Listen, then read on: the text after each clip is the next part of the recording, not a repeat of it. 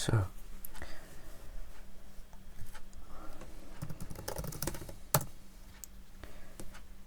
today what I wanted to show is some of the examples from the repository and try to explain them briefly and generally go over the points discussed in the README of the project. So I made this little presentation here, so let's try to go through this presentation. So as I've said, I'll look at the claims made in the project's README and see how well they correspond to reality. We'll use examples from the examples directory to illustrate. Now there are plenty of examples, so you download Wirewright, you download two binaries, you download the IRAC binary and the Musoma distribution binary. So this is the one we want. I will publish an experimental release with the new Musoma. So let me just do like demo folder here. I'm gonna extract it in here. So you have an app image here, and you have I don't know where this went, and you have the the example. So what you run the app image here with one of the examples. So let's take a look at the first claim. So this is not really a claim, it's an experimental research project aiming to express computation as the evolution of symbolic structure inside an immutable world. So let's open the first example. We'll use agent.rack to demonstrate this. So examples that have .rack in them, they can be run with the IRAC binary, and examples that have .musoma in them, they must be run with the Musoma binary. So if we open this example, we can see that this is Musoma. We can close the, so let me open the show key or whatever it is called, keyboard here. So you can close the left pane here using the slash in normal mode. Let's increase the size of the fonts here, right, like so, and then I'm gonna hit slash to close this pane. So what you can see here is the program, so I can like move around here and so on, and what I can do, I can zoom using the mouse wheel, I can pan around, and then we can open these back systems. So these things that are folded, we can open them.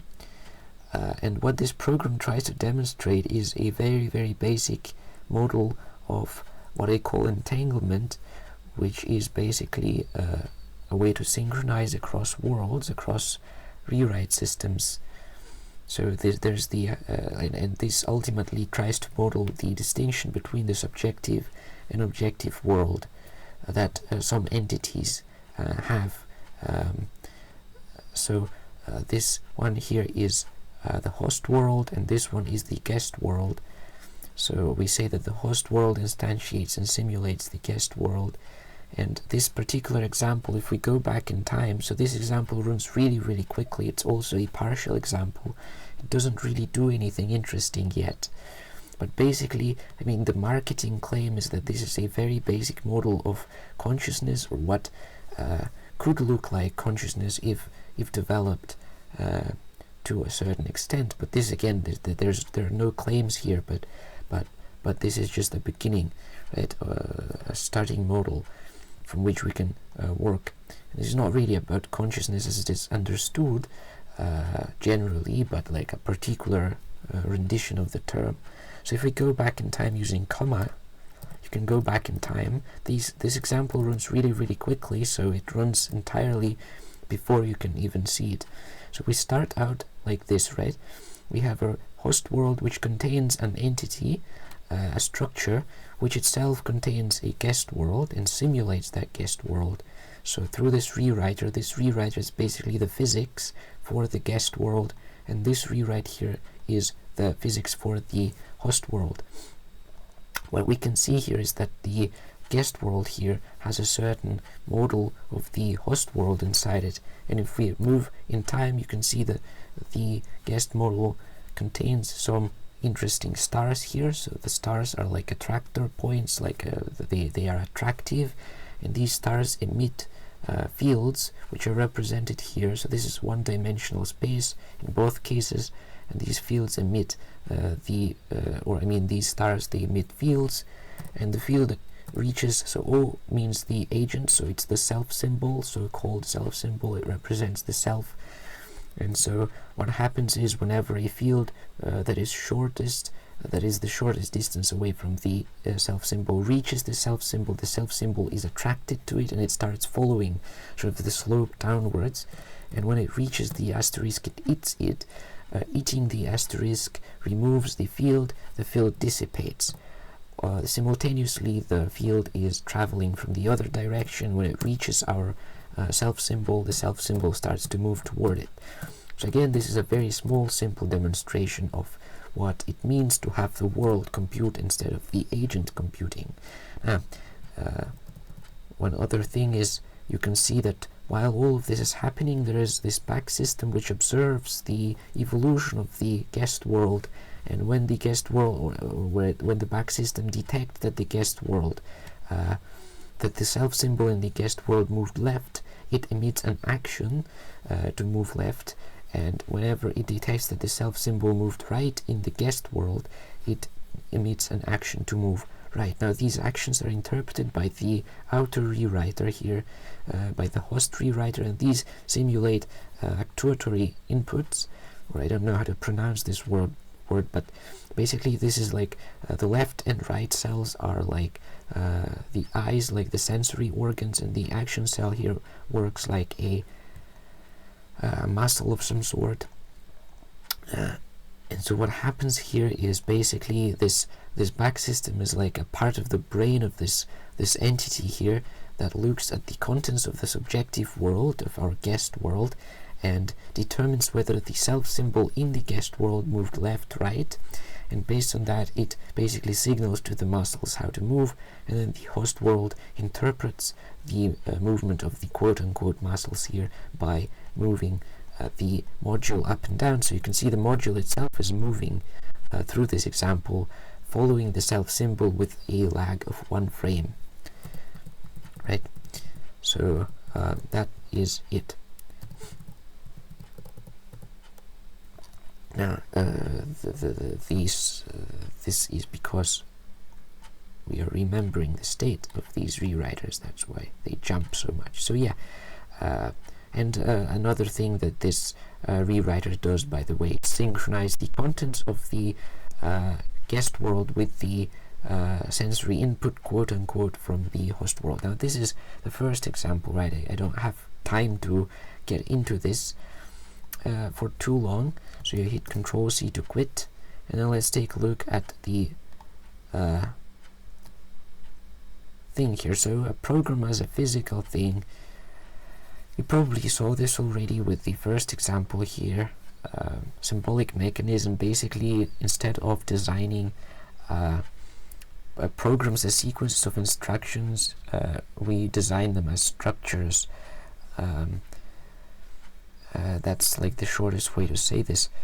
So now this claim is a bit more illustrative because we can actually demonstrate it, or like interesting, right? Because so the claim is that buttons and inputs have insides the same way a real button like is a box with a mechanism inside it. So let's take a look at this claim that a Wirewright button is a tiny organism. What does this mean? So we'll use the calculator example here to or maybe the counter. I think the counter is a bit simpler because the calculator is like a bit more robust. So you can see that again we have the code here. You can drag this thing. We have the code here and we have the counter here. So let's also make the size. Now this will change the size in not a very good way here, but that doesn't really matter, right? So you can go and count, and this is a button here. So you can see there are 3 buttons here, and if you look at the code here, which is not really the code, you have to understand that these things are the same. So this is a projection. It's like in Blender you have several projections of the same cube, like you have a sideways view, like a view from the top, a view from the bottom. So this is similar except in a more abstract sense. So this is like a UI projection of the same term that you see here, and this is, by the way, the symbolic world that I keep talking about, right?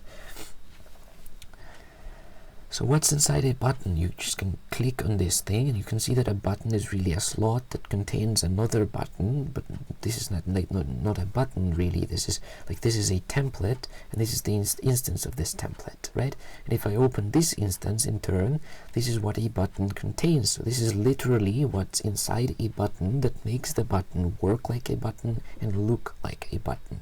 I wrote a few comments here, so you can see that buttons are interested in which mouse buttons are currently pressed. So inside a button is its personal representation of the mouse which it can watch. You can see whenever I press the mouse buttons, the mouse representation changes here, and this is to demonstrate this. I can also scroll, you can see this also changes.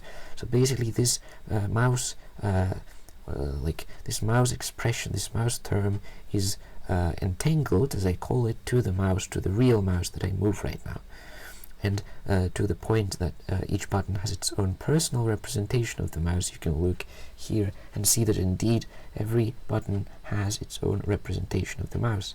So the next thing obviously is the reflection. So the reflection here inside the mouse contains the visual appearance of the mouse, I mean of the button, right?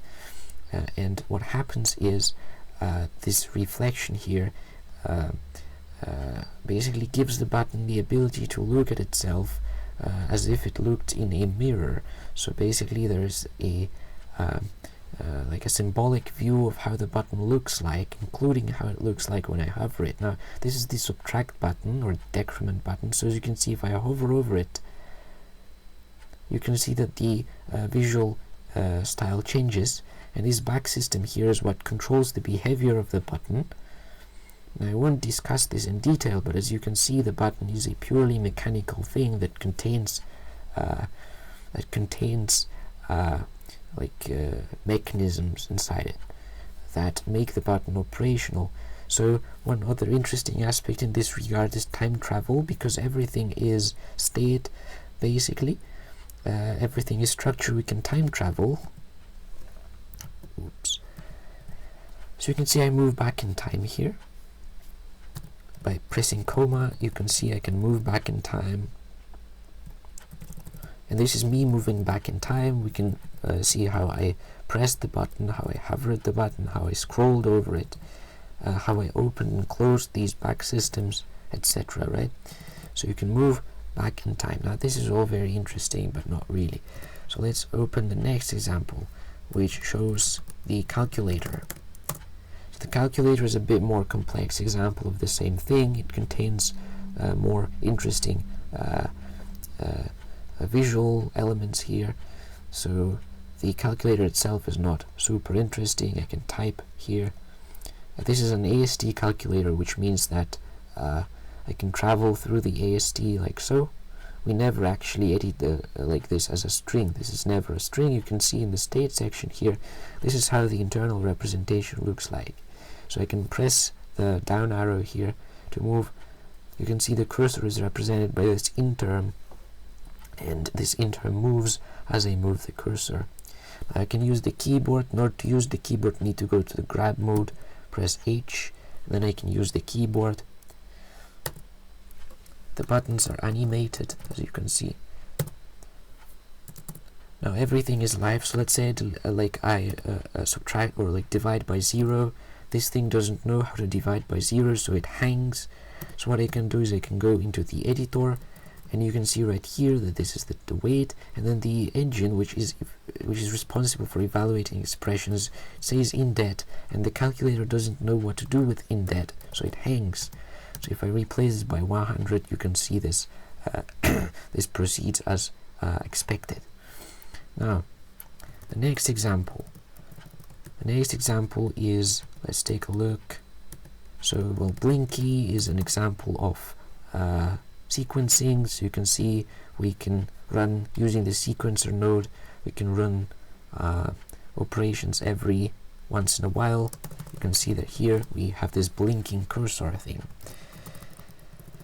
Now the next interesting example for inputs well, I mean, let's run figure now that we are at it. So figure is an example of embedding UI inside the circuit. So this thing on the right is called a circuit, and you can see that this is a UI with the same components. We already saw button, so this is basically embedded inside of the circuit rather than being here in a window on the left. So this is a choice. You can also, I think you can duplicate, but I'm not sure. So let's just try. Maybe it will work, maybe it won't. I don't remember whether it should work. Yeah, it works. So you can see we can duplicate this, but this doesn't really work, as you can see. But this is probably a bug, but I'm not sure. This is just an interesting side effect. I did not program this. Now, so you can embed things in the circuit, not necessarily in the window. Now the input example again shows input fields. This is a very basic input field. You can type stuff, you can have placeholders, right?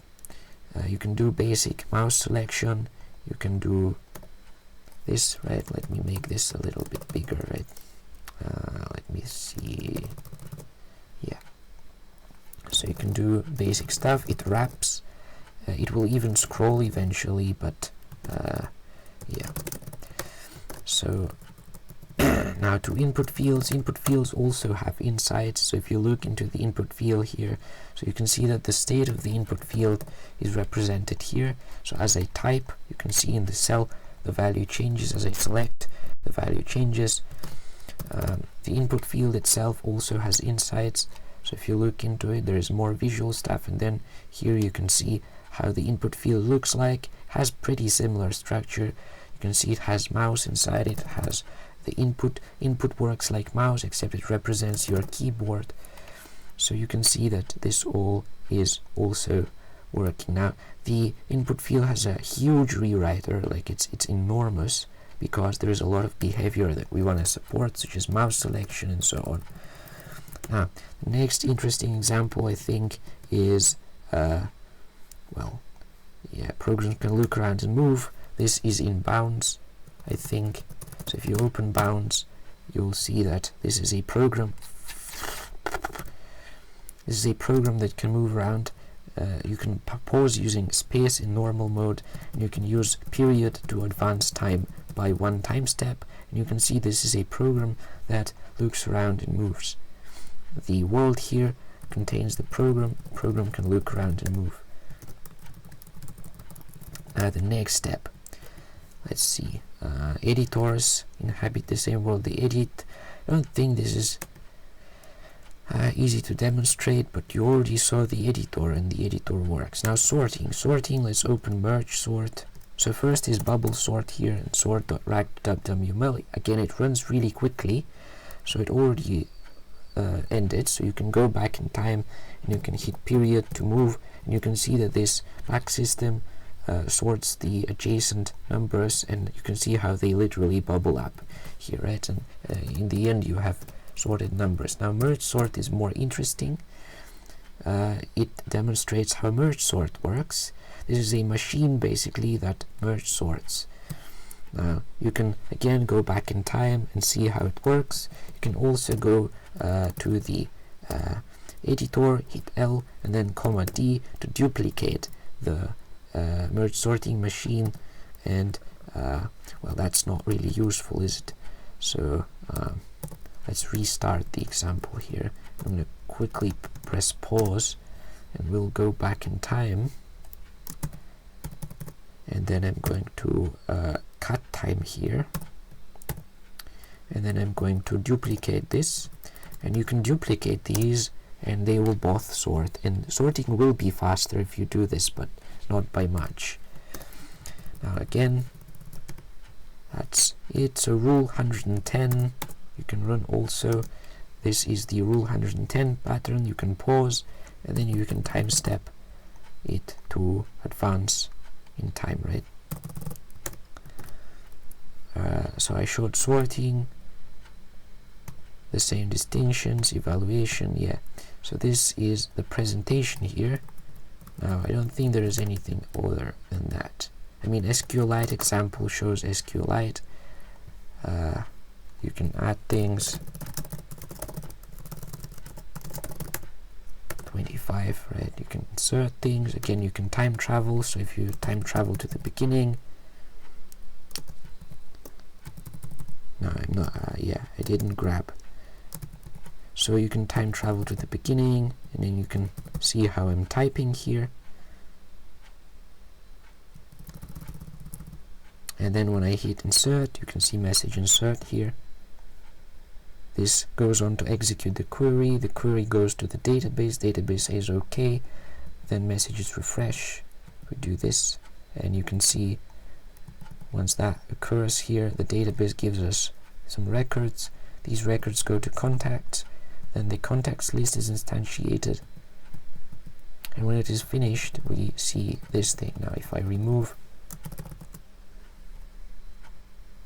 you can see that if we time travel, similarly delete the query here, okay, refresh, and that's it, right? So something like that. This is really not like a good presentation, but I hope some examples are clearer now.